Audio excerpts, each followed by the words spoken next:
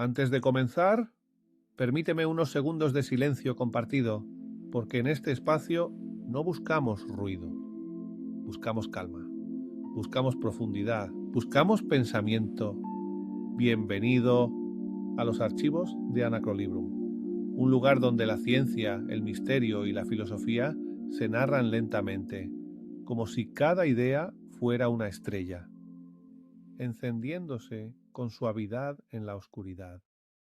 Si este tipo de viajes mentales te inspiran, si estas historias científicas te acompañan en la noche, si estas palabras te ayudan a desconectar del día, te invito con tranquilidad a apoyar este espacio. Un simple gesto, un like, una suscripción, un comentario.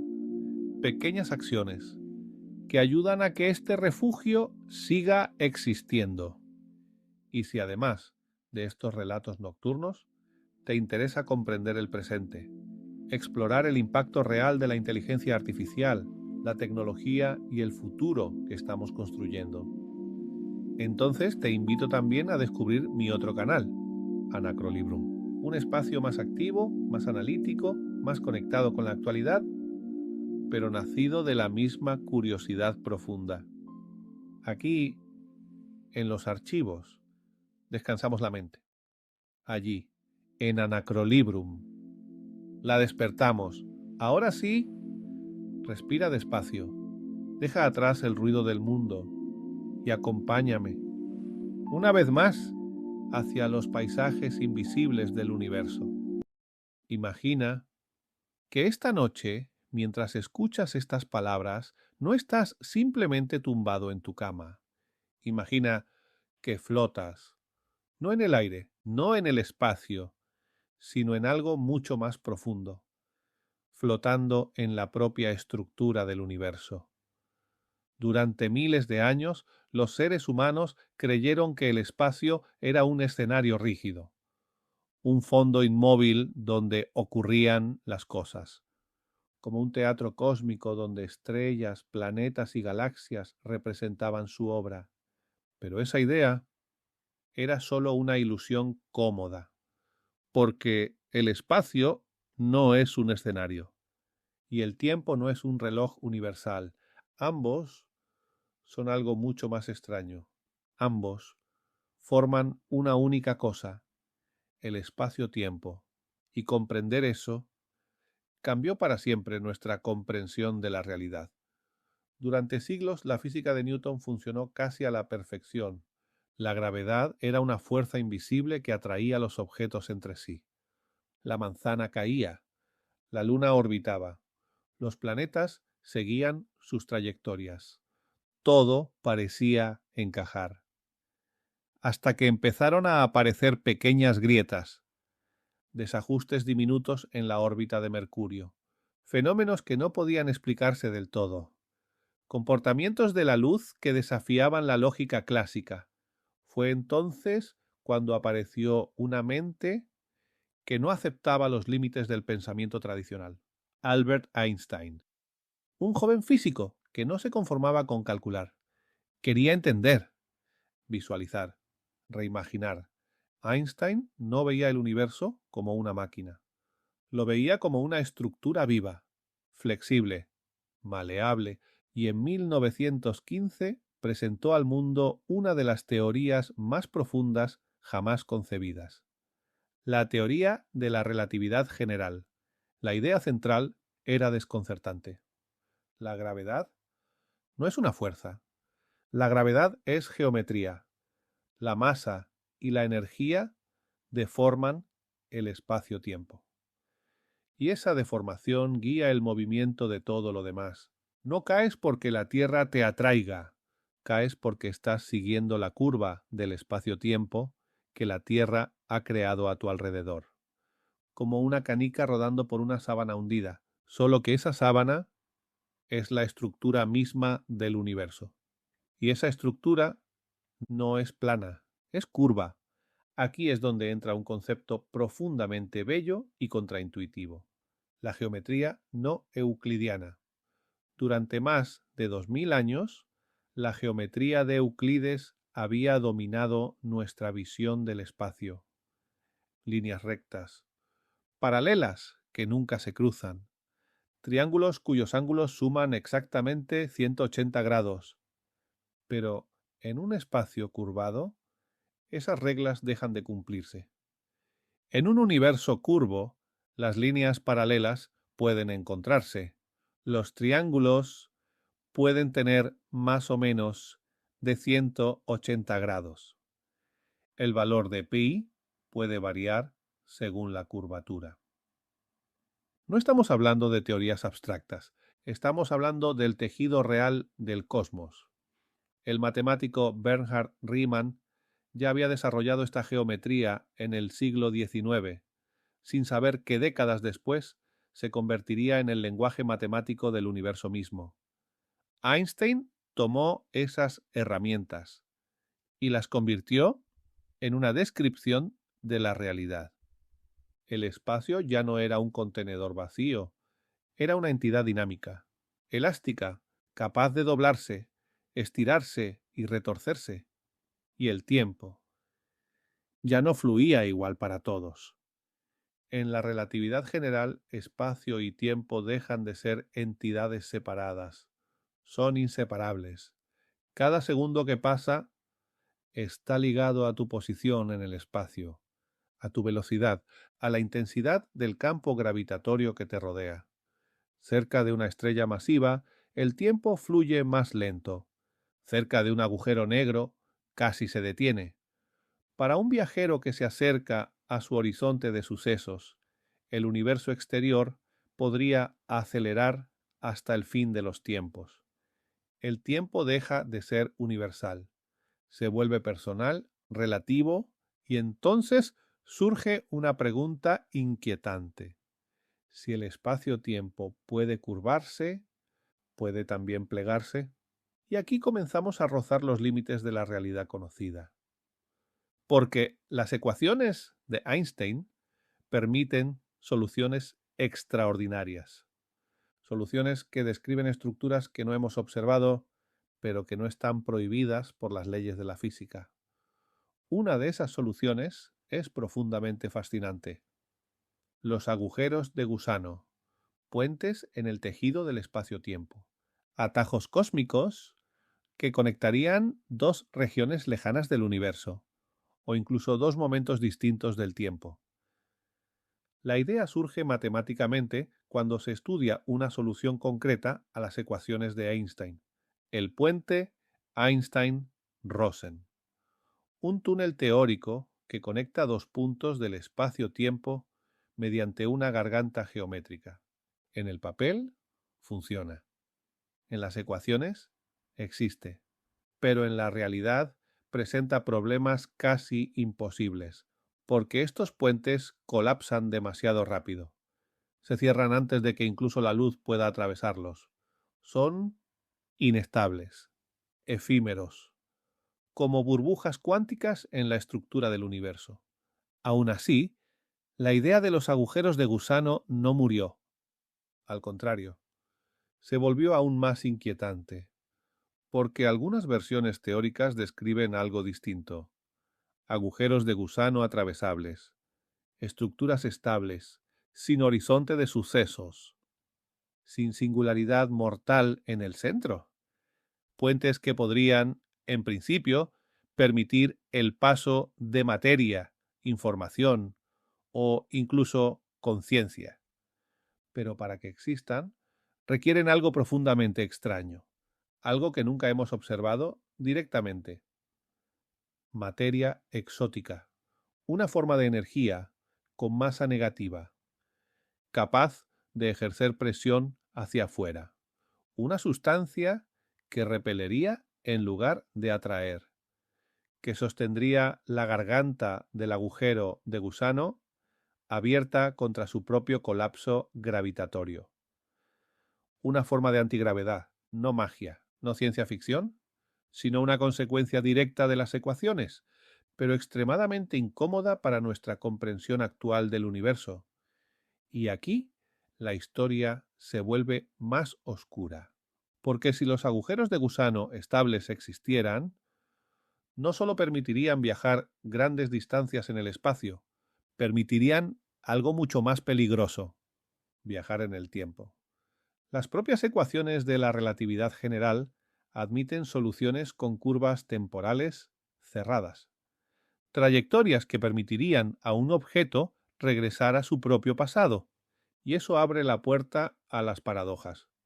El abuelo que es asesinado antes de que nazca el viajero, la información que no tiene origen, las causas que aparecen después de sus efectos. El tejido lógico de la realidad comienza a romperse. Algunos físicos creen que existe un mecanismo aún desconocido, una especie de censura cósmica, que impide que estos fenómenos puedan manifestarse de forma estable. Como si el propio universo se protegiera a sí mismo de sus contradicciones. Y sin embargo, las matemáticas siguen ahí, silenciosas, perfectas, describiendo posibilidades que no podemos descartar por completo. Quizá nunca crucemos un agujero de gusano. Quizá jamás encontremos materia exótica. Quizá el universo tenga límites más estrictos de los que creemos. Pero el simple hecho de que estas ideas emerjan de nuestras mejores teorías ya nos dice algo profundo.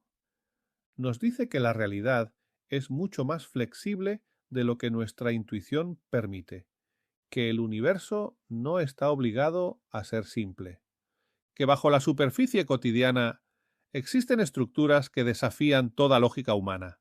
Pausa larga.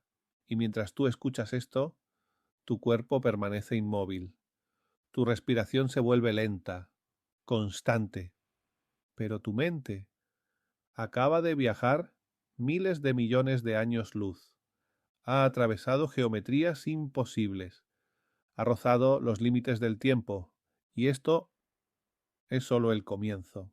Si el universo pudiera hablar, probablemente no gritaría, no haría ruido, no nos daría respuestas directas, tal vez susurraría en forma de ecuaciones, y entre esos susurros matemáticos aparecen ideas tan extrañas que parecen más sueños que ciencia. Ideas como los agujeros de gusano atravesables. En teoría, existen distintos tipos de agujeros de gusano. Algunos son puramente matemáticos, estructuras elegantes sobre el papel, pero físicamente imposibles.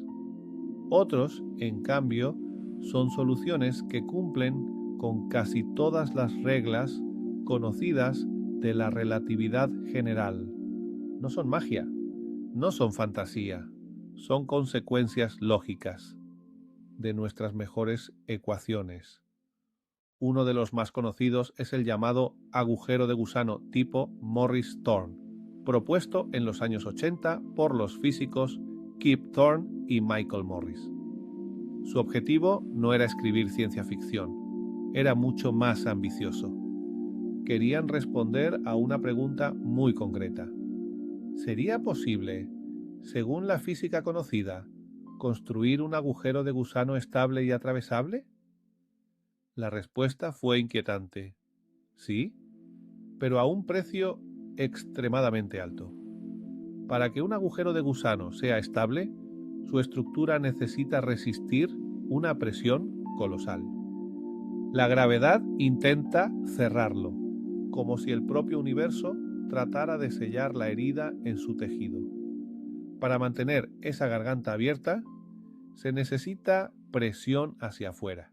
Y aquí entra en escena uno de los conceptos más desconcertantes de la física moderna, la materia exótica.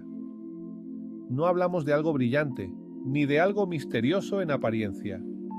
Hablamos de algo más profundo, una forma de energía con propiedades opuestas a todo lo que conocemos. Energía con densidad negativa, masa negativa, gravedad repulsiva. Un tipo de materia que en lugar de caer, ascendería, que en lugar de atraer, empujaría, que en lugar de colapsar el espacio-tiempo, lo inflaría. No hemos observado materia exótica como tal, pero hemos observado fenómenos que se le parecen. En el mundo cuántico existen efectos extraños. muy extraños. El efecto Casimir, por ejemplo, muestra que entre dos placas metálicas muy próximas puede aparecer una región con energía negativa medible. No es suficiente para construir un agujero de gusano, ni remotamente, pero demuestra algo crucial. La energía negativa no está prohibida por la naturaleza, y eso cambia completamente el juego. Si existiera una civilización lo suficientemente avanzada, una civilización capaz de manipular campos cuánticos a gran escala, quizá podría estabilizar uno de estos puentes cósmicos. Pero entonces surge una pregunta más inquietante aún, no una pregunta tecnológica, sino una pregunta filosófica. Si podemos conectar dos puntos distantes del espacio, ¿podemos conectar también dos momentos distintos del tiempo? La respuesta teórica es sí. Y aquí entramos en un territorio peligroso. Los agujeros de gusano no solo son atajos espaciales, son potencialmente máquinas del tiempo. Si una de las bocas del agujero de gusano se somete a un campo gravitatorio intenso o se acelera a velocidades cercanas a la de la luz, el tiempo en esa boca transcurrirá más lento que en la otra. Esto no es especulación, es relatividad pura. Al reconectar ambas bocas, aparece una diferencia temporal entre ellas. Atravesar el túnel equivaldría a viajar hacia el pasado o hacia el futuro, no por magia, sino por geometría. Y entonces aparecen las paradojas, no como juegos mentales, sino como amenazas reales a la coherencia del universo. La paradoja del abuelo, la información sin origen, los bucles causales, los eventos que se provocan a sí mismos, situaciones donde la causa deja de preceder al efecto, donde la lógica se quiebra, donde la realidad parece entrar en contradicción consigo misma. Muchos físicos creen que el universo no permitiría esto. Stephen Hawking propuso lo que llamó la conjetura de protección cronológica, la idea de que existe algún mecanismo aún desconocido que impide que se formen estructuras capaces de permitir viajes en el tiempo, como si el universo tuviera un sistema inmunológico contra las paradojas. Pero lo más inquietante es esto: las ecuaciones no prohíben estas estructuras. La relatividad general, llevada a sus últimas consecuencias, permite universos con geometrías donde el tiempo puede doblarse sobre sí mismo. Permite espacios donde el pasado y el futuro dejan de ser absolutos. Permite regiones donde la causalidad pierde sentido. Y eso nos obliga a considerar algo profundamente incómodo. Tal vez nuestra intuición sobre el tiempo es simplemente incorrecta. Aquí entran en juego algunas figuras fundamentales, no solo Einstein, sino pensadores que ampliaron, profundizaron y complejizaron estas ideas. Paul Ehrenfest, por ejemplo, planteó una paradoja fascinante sobre la rotación en relatividad. El famoso disco de Ehrenfest, que demuestra que incluso conceptos tan básicos como rigidez y simultaneidad colapsan en un universo relativista. Bernhard Riemann, décadas antes de Einstein, ya había intuido que la geometría podía ser una propiedad física del espacio, no solo una construcción mental, y Hendrik Lorentz, con sus transformaciones matemáticas, sentó las bases para comprender cómo el tiempo y el espacio se distorsionan con la velocidad. No eran solo físicos, eran exploradores conceptuales, cartógrafos de una realidad invisible. Y todo esto nos conduce a una reflexión más profunda. Quizá los agujeros de gusano no sean solo estructuras físicas, quizá no sean solo puentes cósmicos, quizá sean ventanas conceptuales, recordatorios de que la realidad es mucho más extraña de lo que nuestra mente, moldeada por la evolución cotidiana, puede comprender con facilidad. Tal vez nunca crucemos uno, tal vez jamás encontremos materia exótica en cantidades utilizables. Tal vez el universo haya impuesto límites definitivos, pero el hecho de que nuestras ecuaciones los permitan ya nos dice algo esencial. El universo no está obligado a parecerse a nuestra intuición. Y mientras escuchas esto, tu mente continúa viajando, no a través del espacio físico, sino a través del espacio conceptual, explorando ideas imposibles, rozando los límites de lo pensable, flotando en geometrías que ningún ojo puede ver. Y aún queda una última capa, una más profunda, más silenciosa, más inquietante, porque al final de todo esto no está la física, está la pregunta. Hay un momento cuando todas las ecuaciones se detienen, cuando ya no quedan más diagramas, ni más modelos, ni más simulaciones. Un punto en el que la física deja de ser suficiente. Y en ese punto solo queda una pregunta. ¿Qué es realmente el tiempo? Durante toda tu vida has sentido que el tiempo fluye, del pasado al futuro, segundo a segundo, sin detenerse jamás. Lo sientes en tu respiración, en el latido del corazón, en la sucesión de pensamientos que ahora mismo atraviesan tu mente. Pero la relatividad general susurra algo muy distinto. Nos dice que el pasado, el presente y el futuro no son absolutos. Nos dice que todos los eventos del universo pueden existir simultáneamente dentro de una estructura mayor. Un bloque. El bloque de espacio-tiempo. Imagina el universo no como una película en reproducción, sino como un libro ya escrito. Cada página existe al mismo tiempo. Cada capítulo está completo.